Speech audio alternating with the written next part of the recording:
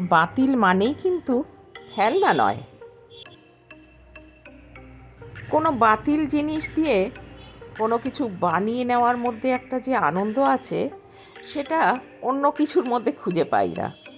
ছোটবেলা থেকে দেখেছি মা সেলাই করতে বা এই ধরনের জিনিসপত্র বানাতে ভীষণ ভালোবাসতেন।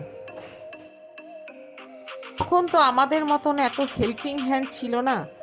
সারা দিনের সমস্ত কাজকর্ম শেষ করে অল্প একটু সময় বার করলে মা বসে পড়তেন এই ধরনের শিল্পকর্ম করতে। ছোটবেলা থেকে মায়ের কাছ থেকে দেখে এটাই শেখা। আমারও ভীষণ ভালো লাগে এ ধরনের কিছু জিনিসপত্র বানিয়ে উপহার দিতে।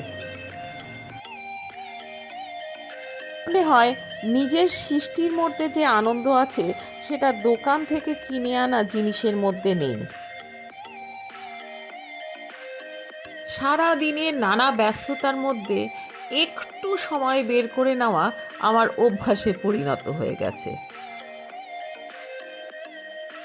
আসলে এই কাজগুলো কিন্তু আমি খুব ভালোবেসে করি, ভালো লাগে করতে। দেখুন, বাড়িতে থাকা জিনিসগুলো দিয়েই কিন্তু এগুলো তৈরি করেছি। গেঞ্জি, ওড়না, এই ধরনের যে সমস্ত জিনিস আমাদের কাছে রয়ে গেছে কিন্তু আমরা সেভাবে এগুলোকে এখন আর ইউজ করি না, সেগুলো দিয়েই কিন্তু তৈরি করেছি। কিন্তু প্রত্যেকটা জিনিস প্রত্যেকটা থেকে আলাদা। আপনারাও করতে পারেন, চেষ্টা করুন, ঠিক পারবেন, ভালো লাগে করতে।